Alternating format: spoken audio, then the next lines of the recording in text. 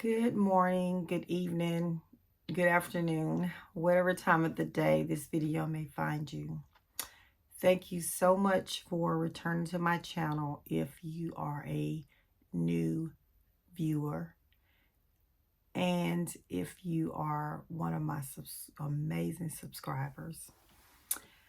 Listen, y'all, I did a video the other day discussing the mirror of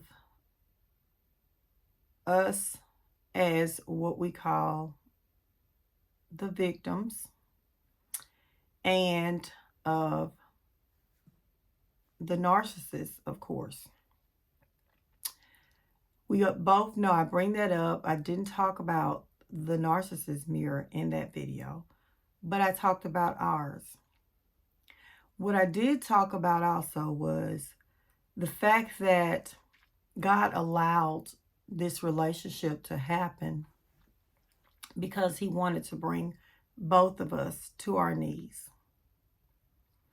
And I want to elaborate a little bit more on this video. So in doing so, I want you to, just for a moment, get out of the victim mentality.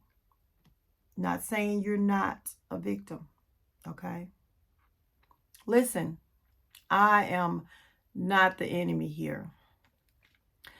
I spent 35 years with one guy and 6 with another one that are full-blown what you can term as a narcissist. However, I know them probably more than they know themselves. And what else I can say about them is that they're very, very hurt people. Very damaged. And in their damaged nature, they ran from the mirror their whole lives, still running from the mirror. We hear a lot of talk about people saying that these people never loved you, they never cared anything about you. And I know we come to a place sometimes where it feels better to accept that they didn't care. It feels better because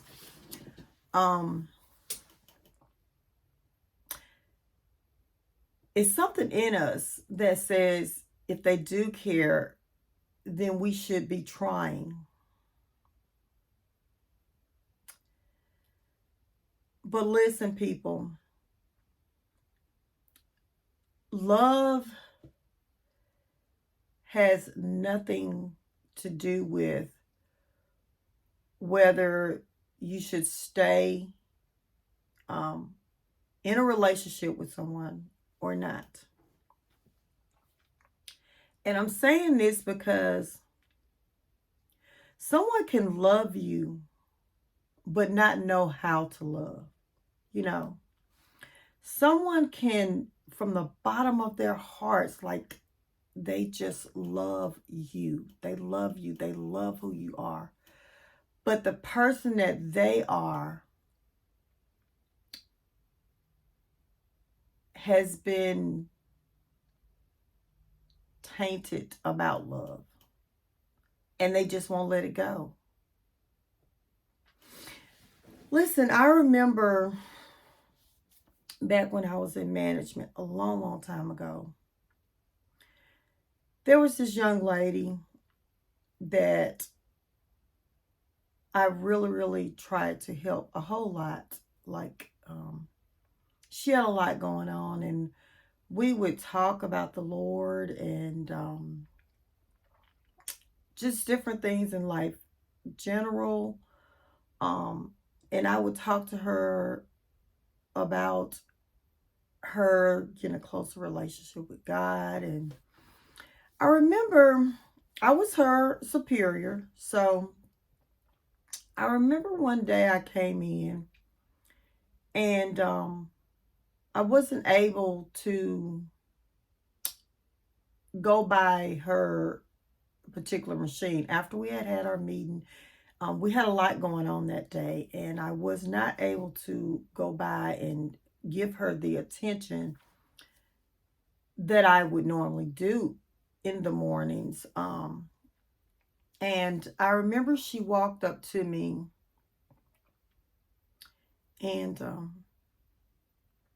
I don't like using my legal name just yet. So, but I remember she walked up to me saying my name was Miss Sam. She was like, "Miss Sam, I see you acting funny." And I was like, "What?"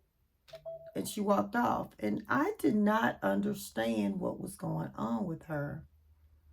But she would do this every time I did not come over and give her that special attention in the morning. Just a few times that I just didn't have time to do that in the morning. I would get around to it, but you know, as I did with with everybody, but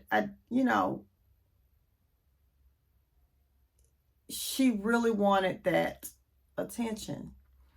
And I gave it to her, but I guess it was off because it wasn't in the morning like it normally should be. But anyways, because she kept doing this, I was trying to figure out what is going on with this young lady. And something came to me and said, with all that I knew about her upbringing, what I knew, because y'all, listen, there is a lot of things that we don't know that others have went through. There's some things that we have went through as a child that we probably have not talked to anybody about, or we've talked to a few people about, but we haven't made it like widely known that this is a trauma that has happened in our lives. But what I'm saying is I thought about what it was that I knew about the young lady, and I felt like she wasn't used to love. She wasn't used to someone genuinely caring about her like I was, not expecting anything. So she didn't believe that it was real. So she did things to sabotage it. And I remember I told her one day, I said, "Look, I'm real. What I do care about you. The love that I have for you is real. It's real. It's not fake. I'm not going anywhere. I'm here to support you. I care a lot about you. And one day she just was doing things because she was a temporary employee at the company that we worked for. I was, worked for the company. She was a temporary. So she was saying that she wanted to go on to another shift. One day she just, she had did it a few times and we talked her out of it, whatever. Well, one day she just was all she wanted to go to another shift. And my boss told me, let her go. Just let her go. Let her go. So we did. And she stopped speaking to me. I would see her. She just walked by me like she didn't see me. I hadn't done anything to her. And one morning, I was getting off and their shift was coming in, the new shift that she was on. And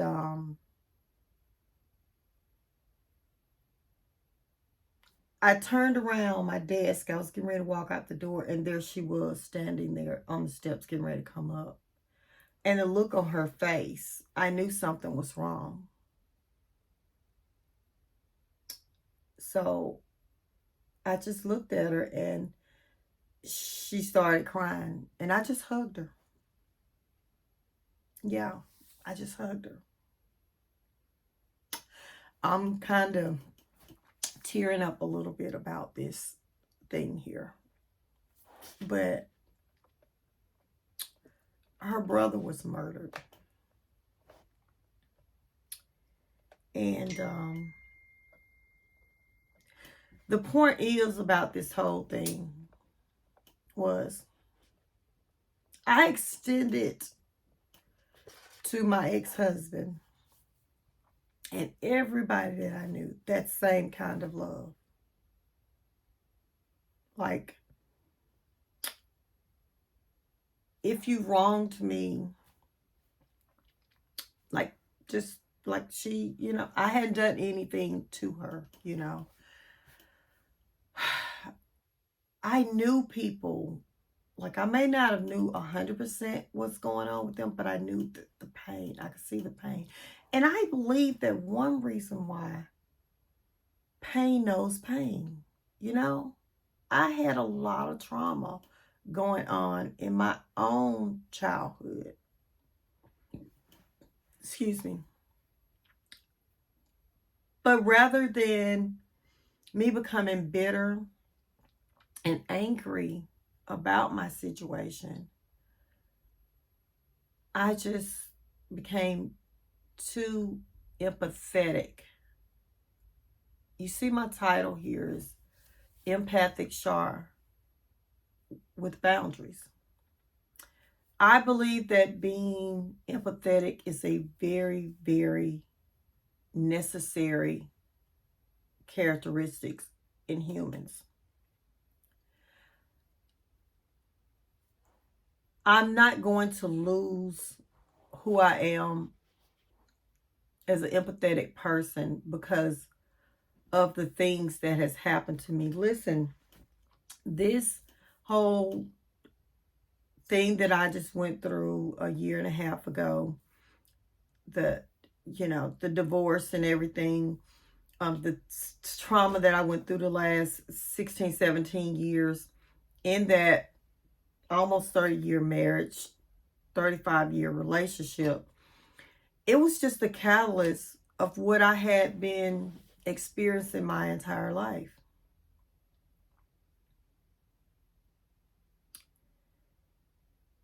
And yes, because he was my husband, of course, I expected more out of him.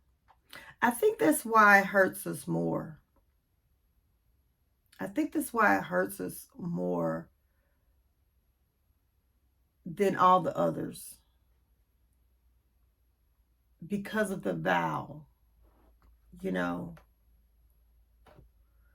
We expect more out of a person that has vowed to love, honor, respect, protect us, and have made this vow to God. Um, there's a new age going on now with marriages, but once upon a time, we believed what God said about marriage. And I think that is one of the things that's the major thing, the reason why I believe that people are so stuck with the pain from a divorce, from a long-term marriage.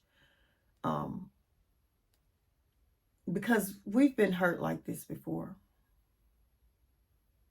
We've been hurt like this before. I've been hurt like this by numerous of people.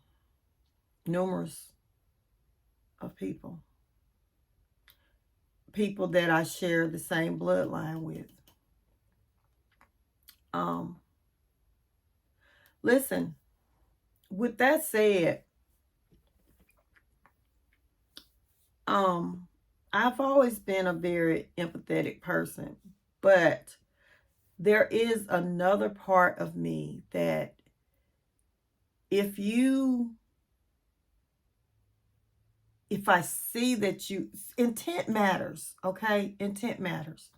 So if I see that you are intentionally trying to harm me, And I don't feel like it has anything to do with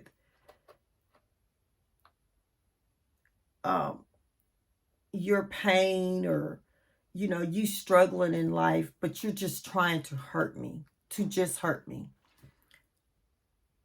I get defensive. Yes.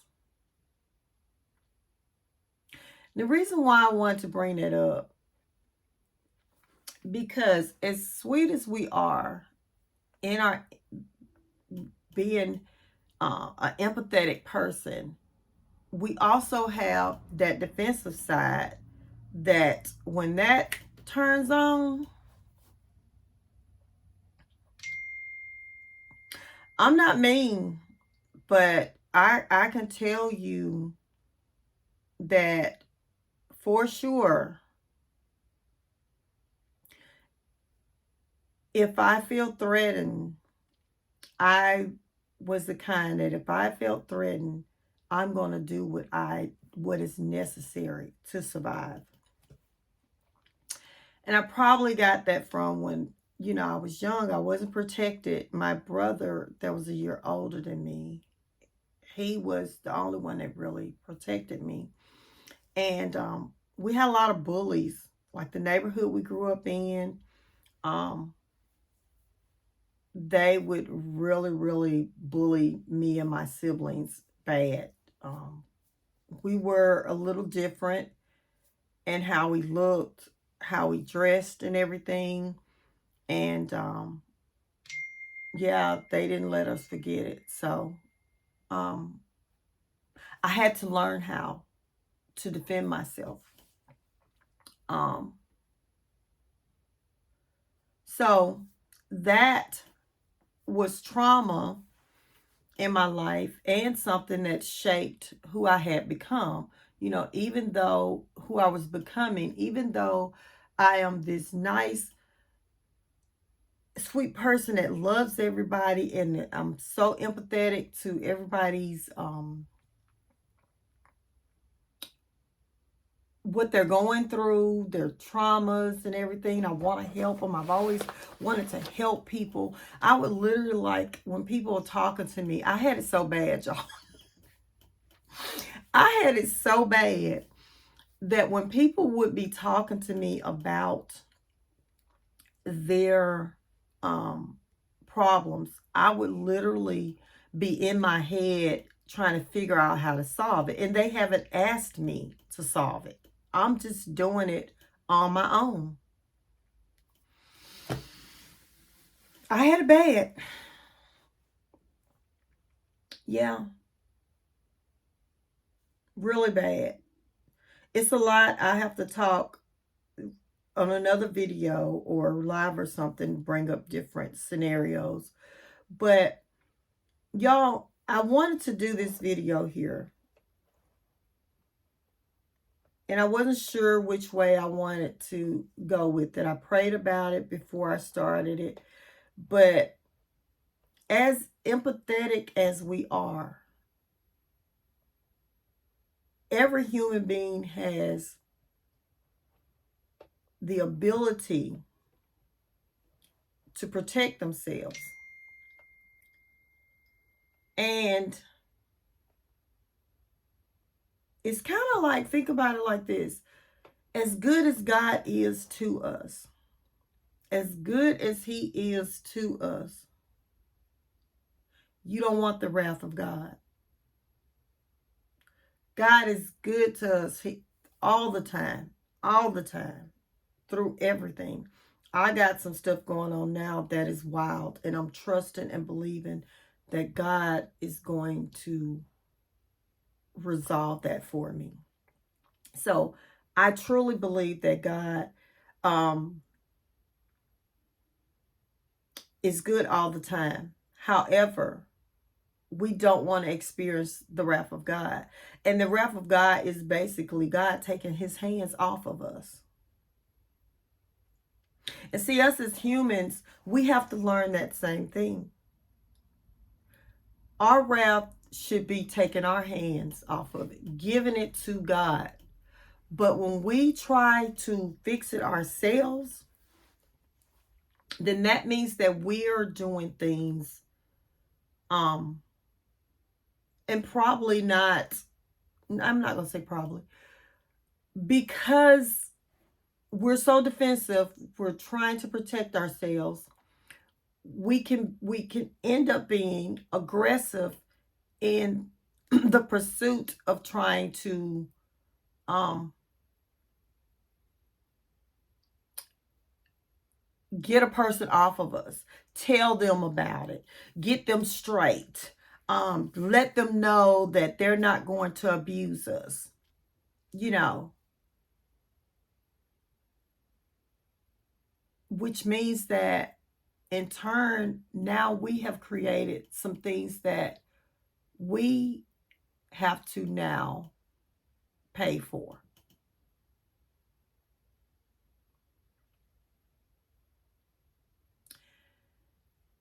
So I'm saying this because what I'm saying is we have to surrender that person to God. I know that finding out, being awakened that about all of this abuse that we in a lot of ways didn't even realize how massive it was. I really didn't know how bad it was.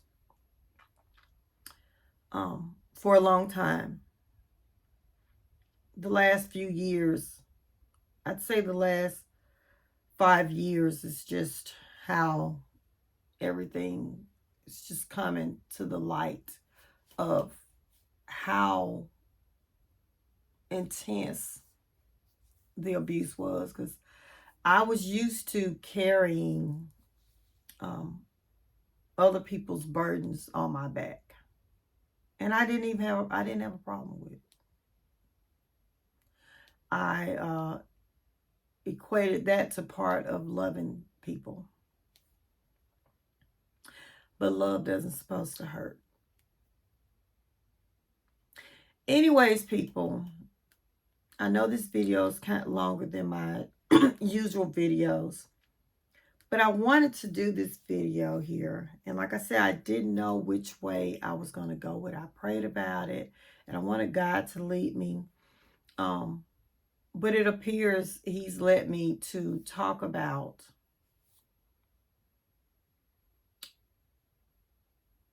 the fact that as sweet as we are, that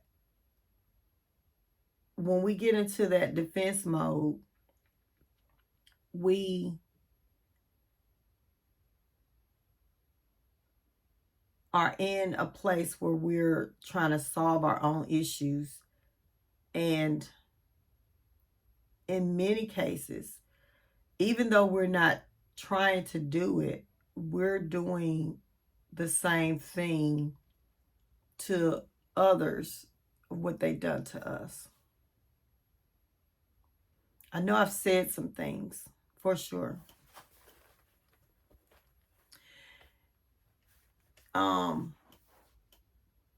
To defend myself about people, to them, to get them off of me, right? When you've had this bullying, and I'm gonna be honest, I didn't realize my ex-husband, he was bullying me, the whole time. I remember just looking at it and saying, oh, that's just that's ghetto. He's just, and I'd brush it off or whatever, but it was bullying my siblings, just different relatives. Like, yeah. So when you've been bullied, you will get to some point where you want to fight back, And in your fighting back, what we don't even understand that people is bullies, they're really not strong and courageous people. They're not. So when we get tired of them and we back, they're really kind of like scared little mice running away from the cat. and I don't mean to use that because, you know, we have females that are narcissists. What I'm saying is, because people may term that as I'm talking about a woman it's not. What I'm saying is, us as empaths, when we get tired and we lash back out, they're scared. They're running scared, y'all. And as people that don't know how to deal with their problems, they're, of course, not going to respond well from that. Like when they get in defense mode, like when they get hurt, like they can hurt us and we'll recover. But when they get hurt, it is intense. It is intense. I'm sure that most people that are watching this video know about narcissists, but I'm not sure which is a personality they've termed, you know. Like I said, it's just sin. It's sin. But have you ever looked into the avoidant, which is a trait, I think. You got the personality. Oh, no, the attachment style. I'm sorry. So, narcissist is what they're terming as a personality. And then they're what they call attachment style, how people attach to people. And I will say that these things go hand in hand. If you have not been privy to look into these avoidants, I would advise you to do so. I'm going to talk a little bit about it on this channel here. So, because a lot of these people have this kind of attachment style. And these people that has this kind of attachment style, they push away the people that love them the most because they don't believe in real love. Just like that scenario that I was telling you about the young lady that I worked with. And I didn't even realize I was living with someone like her in my own home. I had married someone just like her. So anyway, people, this video's been long. I hope you enjoyed it. I hope it has helped someone. The video is for us to understand, to start getting to a place where we're understanding ourselves as a whole. So we can understand also ourselves in that process of these relationships, of that dominant relationship, the marriage with the narcissist, how it looked on the other side. And we're going to talk more about why they responded the way they did. And then we responded the way we did. And it's all a big mess of confusion. Yep, a big mess of confusion. And God is not one of confusion, but the devil is. Anyways, people, I love you, I love you, I love you. And I'll see you on the next video. Bye.